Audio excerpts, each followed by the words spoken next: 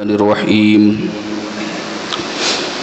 إذا زلزلت الأرض زلزالها وأخرجت الأرض أثقالها وقال الإنسان ما لها يومئذ تحدث أخبارها بأن ربك أوحى لها يومئذ يصدر الناس أشتاتا ليروا أعمالهم فمن يعمل مثقال ذرة خيرا يره ومن يعمل مثقال ذرة شرا يره اللهم نور قلوبنا بالقرآن وسكن أخلاقنا بالقرآن وادخلنا الجنة بالقرآن ونجنا من النار بالقرآن ربنا افتح بيننا وبين قومنا بالحق وأنت خير الفاتحين صدق الله العظيم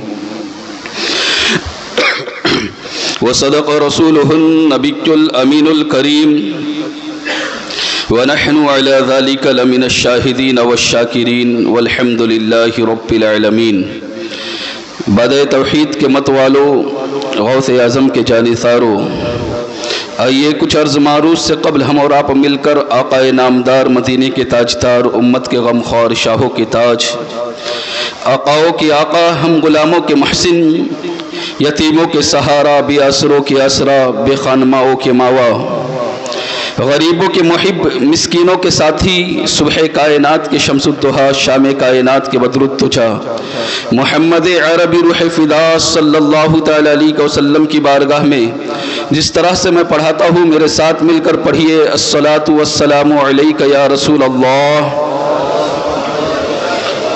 الصلاۃ والسلام علیک یا حبیب اللہ، الصلاۃ والسلام علیک یا نبی اللہ صلی اللہ تعالی علیہ وسلم۔ برادران ملت اسلامیہ، خطبہ مسنونہ کے بعد میں نے سورہ زلزال تلاوت فرمائی۔ اللہ رب العزت سے دعا ہے مجھے حق کہنے، آپ کو حق سننے، ہم سب کو اس پر عمل کرنے کی توفیق عطا فرمائے۔ گزشتہ ہفتے بھی اسی سورہ پر کچھ گفتگو کرنے کی سعادت حاصل کیا تھا۔ یقیناً یہ سورہ وہ سورہ ہیں کہ اگر اس سورہ کو کسی نے سمجھ لیا اور اسی پر عمل کر لیا تو زندگی گزارنے کے لیے کافی ہے۔ امام اعظم رضی اللہ تعالی عنہ نے ایک دن عشاء کی نماز میں اس سورت کو پڑھا۔ عشاء کی نماز کے بعد امام اعظم رضی اللہ تعالی عنہ اپنی جگہ پر بیٹھے رہے اور کسی سوچ میں، کسی فکر میں مبتلا تھے۔ کچھ تو سوچ رہے تھے، کسی فکر میں مبتلا تھے، یہاں تک کہ جب کافی دیر ہوئی تو مؤذن نے یہ سمجھا، اس وقت چراغ کا زمانہ ہوتا تھا، چراغ جلائے جاتے تھے، مؤذن نے یہ سوچا کہ شاید حضرت کو اور وقت ہوگا، وہ اپنے گھر چلا گیا اور وہ بھول گیا کہ میں چراغ جلا ہوا چھوڑ آیا ہوں۔ برادران ملت اسلامیہ، جب وہ صبح آیا تو امام اعظم رضی اللہ تعالی عنہ اسی انداز میں بیٹھے ہوئے ہیں، اپنی داڑھی کو پکڑے ہوئے ہیں اور آنسو اس قدر تیز رفتاری کے ساتھ آنکھوں سے بہہ رہے ہیں کہ زمین پر جب آنسو گرتے ہیں تو اس آنسو کی آواز آ رہی ہے۔ اور ایک ہی جملہ آپ کے زبان پر جاری ہے، فَمَنْ يَعْمَلْ مِثْقَالَ ذَرَّةٍ خَيْرًا يَرَهُ، مجھے ذرے برابر حساب دینا ہے، ذرہ برابر اگر میں نے نیکی کی ہے تو وہ بھی میں دیکھوں گا، ذرہ برابر برائی کی ہے تو وہ بھی دیکھوں گا۔ برادران ملت اسلامیہ، اب ذرا اندازہ لگائیں کہ وقت کے امام ہیں، تقوی و پرہیزگار ہیں، لیکن خوف خدا اس قدر ہے دل میں، اللہ کا ڈر اس قدر ہے دل میں کہ پوری رات اس سورہ کو سن کر، جب اس سورہ کو پڑھا نماز میں تو پوری رات جو ہے وہ آنسو بہاتے رہے اور اس فکر میں گزاری کہ کل قیامت کے دن اللہ رب العزت کے سامنے کیسے حاضر ہوگا۔ قرآن عظیم کی یہ سورہ کا ترجمہ یوں ہے، اذا زلزلت الارض زلزالها، جب زمین تھر تھرا دی جائے گی، وَأَخْرَجَتِ الْأَرْضُ أَثْقَالَهَا، اور زمین اپنے سارے خزانے باہر پھینکے گی. وَقَالَ الْإِنسَانُ مَا لَهَا، انسان کہے گا اسے کیا ہو گیا ہے. يَوْمَئِذٍ تُحَدِّثُ أَخْبَارَهَا، اس دن وہ اپنی سارے خبریں بیان کرے گی. انسان نے جو جو کرتوس اس زمین پر کیے ہیں سب کے سب زمین بیان کر دے گی. بِأَنَّ رَبَّكَ وَحَالَهَا، اور یہ اس لیے ہوگا کیونکہ تمہارے رب کا یہ حکم ہے، اس کے رب کا یہ حکم ہے، رب کی وحی ہے جس کی وجہ سے وہ ایسا ہوگا. بِأَنَّ رَبَّكَ وَحَالَهَا يَوْمَئِذٍ يَصْدُرُ النَّاسُ أَشْتَاتًا لِيُرَوْا أَعْمَالَهُمْ، اور اس دن مختلف شکلوں میں لوگوں کو جمع کر دیا جائے گا. لوگ اٹھیں گے اپنی اپنی قبروں سے، اشتاتا لیروا اعمالہم، تاکہ اپنے اعمال دیکھیں، اپنے کرتوت دیکھیں. آج ہمارا حال یہ ہے کہ چہرے سے ہمارے نہیں پتا چلتا کہ کون گنہگار ہے، کون اچھا ہے، کون نیک ہے، کون بد ہے، چہرے سے نہیں پتا چلتا. لیکن اس دن جو ہے گروہ الگ الگ ہوگے، گنہگار الگ ہوگے، نیکوکار الگ ہوگے، اور ہر کوئی اپنا کیا دیکھے گا. لیروا اعمالہم فمن یعمل مثقال ذرۃ خیرا یرا، اگر ذرہ برابر بھی نیکی کی ہے تو وہ بھی دیکھے گا. ومن یعمل مثقال ذرۃ شرا یرا، اگر ذرہ برابر برائی کی ہے تو وہ بھی دیکھے گا. برادران ملت اسلامیہ، عرض کرنا مقصود یہ ہے کہ اللہ والوں کا حال یہ ہے، جو اللہ والے ہیں، جو نیکوکار ہیں، جو پرہیزگار ہیں، تقوی شعار ہیں، ان کا حال یہ ہے کہ رات رات بھر رو کر گزارتے ہیں، رات رات بھر اللہ کے خوف میں اپنے آنسوؤں کو بہاتے ہیں. اور ہم بدکار، ہم سیاہ کار، ہم خطا کار، ہم سے ایک رات عبادت نہیں ہو پاتی ہے. کیا نہ دیکھا آپ نے کل کتنے لوگوں نے پوری رات عبادت کی ہے؟ کتنے لوگ ایسے ہیں جنہوں نے پوری رات، سال میں 3 راتیں جاگنے کے نام پر آتی ہے کہ عبادت کی راتیں مانی جاتی ہیں. کون ایسا ہے جو پوری رات عبادت کرتا ہے ان راتوں میں؟ آئے تھوڑی دیر گفتگو کی، باتیں کی، یہاں وہاں کی، جاگنا صرف مراد لے کر رکھ دیا ہم نے. یہاں سے نکلتے ہیں پھر اس کے چوراہے پر بیٹھے، وہاں بیٹھے، وہاں بیٹھے. یہ اگر کرنا ہے تو ایسے جاگنے سے کوئی فائدہ نہیں. ایسے جاگنے سے بہتر ہے کہ پھر تم جا کر سو جاؤ. اس لیے کیونکہ ہو سکتا ہے جاگنے کی وجہ سے فجر کی نماز میں آپ حاضر نہ ہو پاؤ، اس لیے آپ جا کر سو جاؤ، یہ بہتر تھا.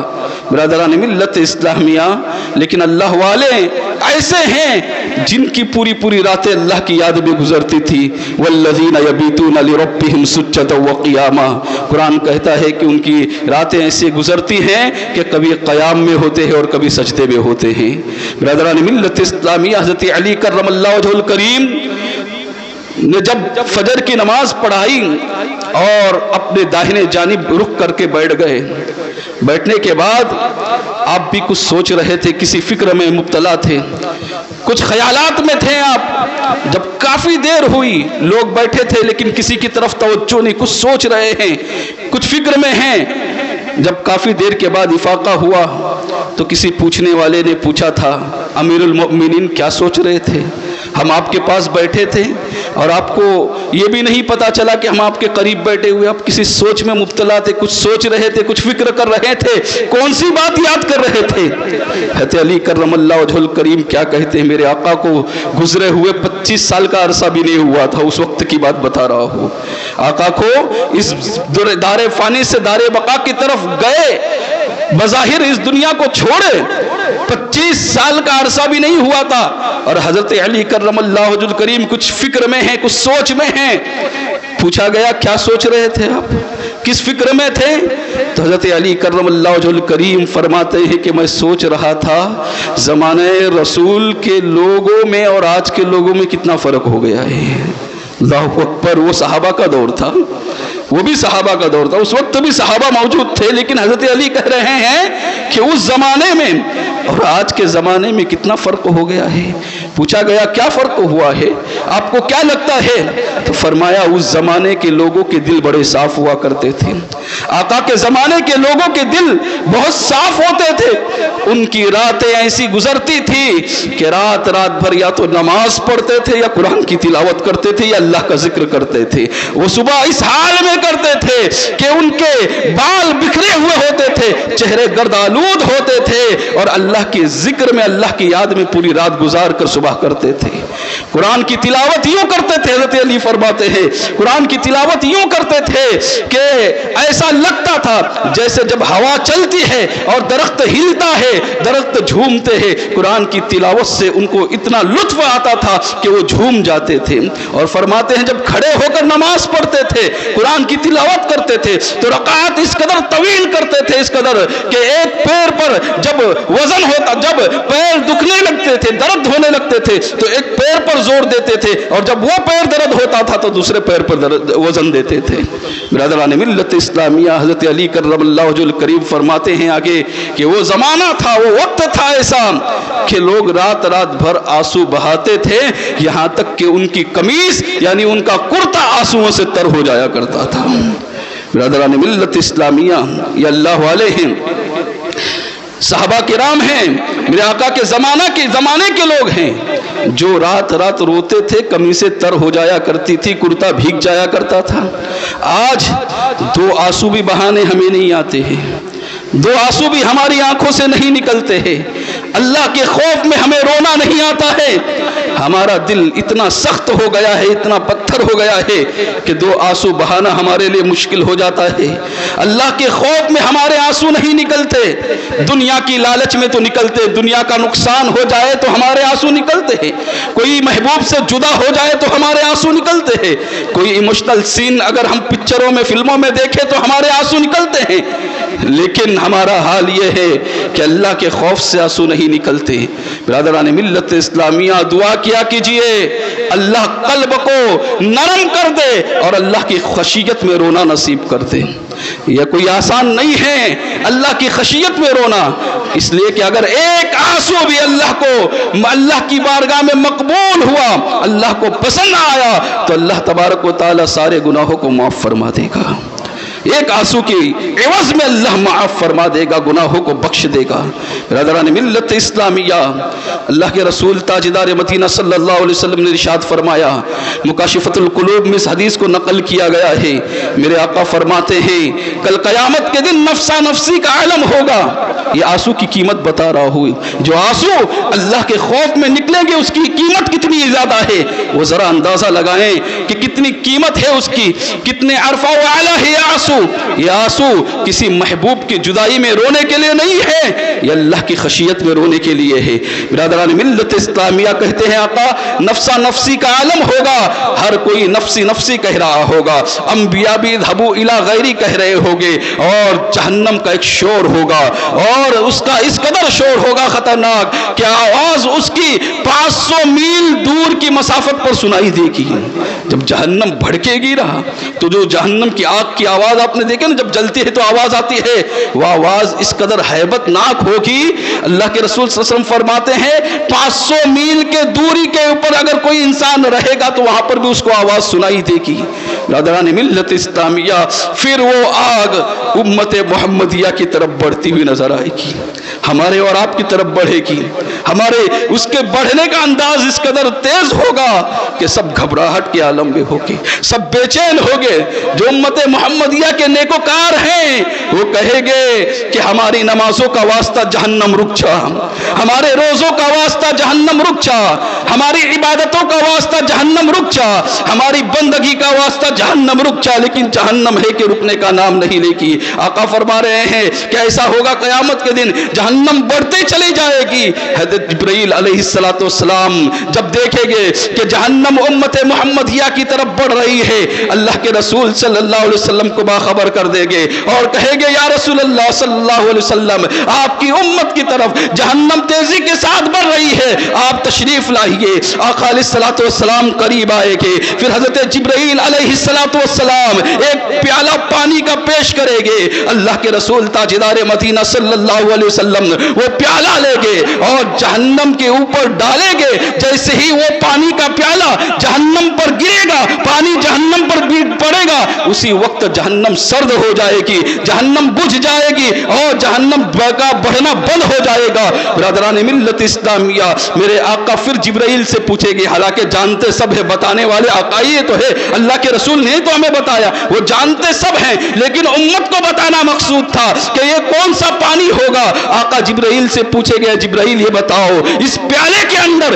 پانی کون سا تھا؟ تو حضرت جبرائیل عرض کرے گے، یا رسول اللہ صلی اللہ تعالی علیہ وسلم، یہ آپ کی امت کے وہ آنسو ہے جو اللہ کی خشیت میں بہائے گئے تھے۔ برادران ملت اسلامیہ، کتنے قیمتی ہیں آپ کے آنسو، آپ کی آنکھوں سے نکلنے والے آنسو کتنے قیمتی ہیں۔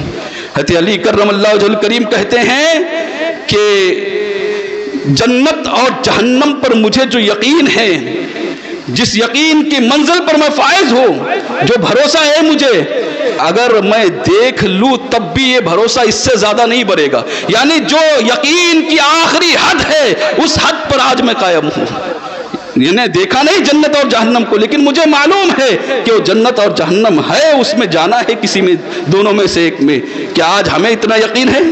سچ کہنا، یقین ہے اتنا؟ آپ کو ہے اتنا یقین؟ نہیں۔ کیوں یقین؟ اس لیے نہیں ہے کہ اگر آپ کو معلوم ہو جائے کہ کل آپ کے ساتھ کوئی حادثہ ہونے والا ہے، پرسوں آپ کے ساتھ کوئی حادثہ واقعہ ہونے والا ہے، آج ہی سے اس کی تیاری شروع کرتے، اس کے بچاؤ کی کوشش کرتے ہیں۔ لیکن جب معلوم ہے کہ جنت یا جہنم ملنی ہے تو کیا اس کے بچاؤ کی کوشش کی ہم نے؟ برادران ملت اسلامیہ، حضرت ابوبکر صدیق رضی اللہ تعالیٰ عنہ ایک مرتبہ ایک درخت کے قریب سے گزرے، کہتے کاش میں ایک درخت ہوتا۔ اللہ اکبر، کہتے کاش میں یہ درخت ہوتا، کل قیامت کی ہولناکیوں سے تو بچ جاتا، قیامت کے دن حساب تو نہیں دینا پڑتا، میدان محشر میں جواب تو نہیں دینا پڑتا۔ برادران ملت اسلامیہ، پھر ایک باغ سے گزر رہے تھے، پرندوں کو دیکھا۔ کس کے بارے میں کہہ رہا ہوں؟ حضرت ابوبکر صدیق کے بارے میں کہہ رہا ہوں۔ برادران ملت اسلامیہ، کہتے جیسے پرندے کو دیکھا، کہنے لگے پرندوں تم کتنے خوش نصیب ہو، جہاں چاہتے ہو اڑتے ہو، جو چاہتے ہو چگتے ہو، جب چاہتے ہو کھاتے ہو، جہاں چاہتے ہو آتے جاتے ہو، اور جب تم مرو گے تو نہ تمہارا حساب ہوگا نہ کتاب ہوگا۔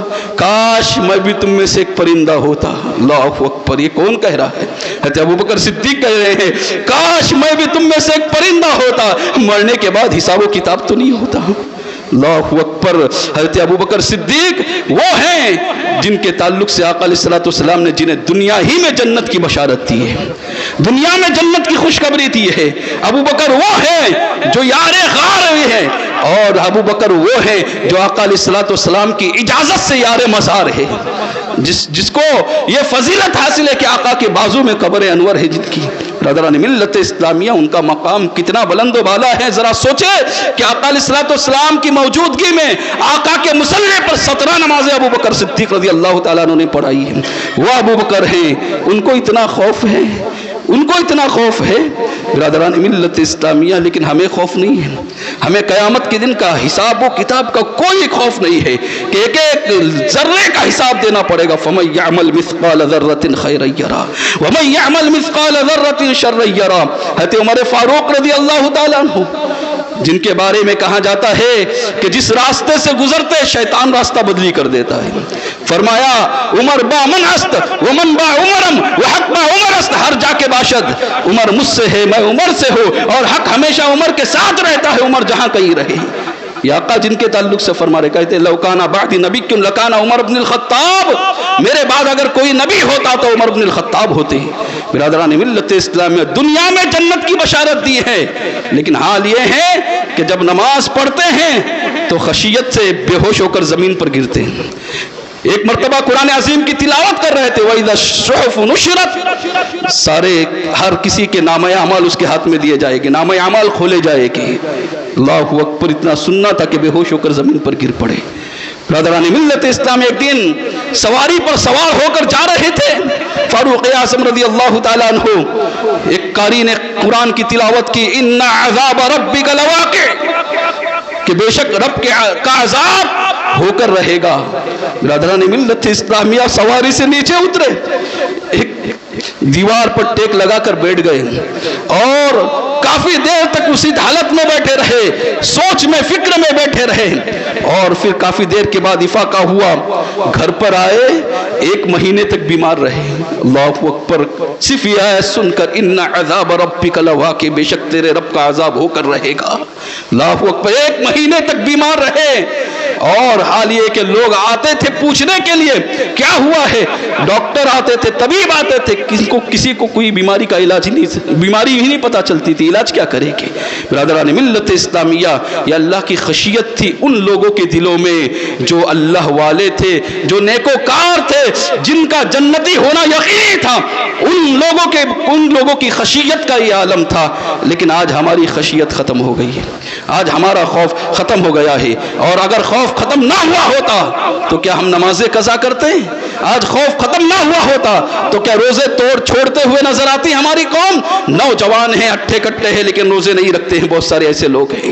طاقت ہے، قوت ہے، کہتے مزدوری کرنا پڑتی، محنت کرنا پڑتی۔ صحابہ کی زندگی جا کر دیکھیں، آپ ان سے زیادہ مزدوری نہیں کر سکتے، ان سے زیادہ محنت نہیں کر سکتے۔ جس کو روزہ رکھنا ہے وہ محنت مزدوری کر کے بھی رکھتا ہے، اور جس کو نہیں رکھنا ہے، جس کو گٹکا ہی کھانا رہتا ہے، جس کو سگریٹ ہی پینا رہتا ہے، وہ تو اچھے آرام میں بھی نہیں رکھتا ہے۔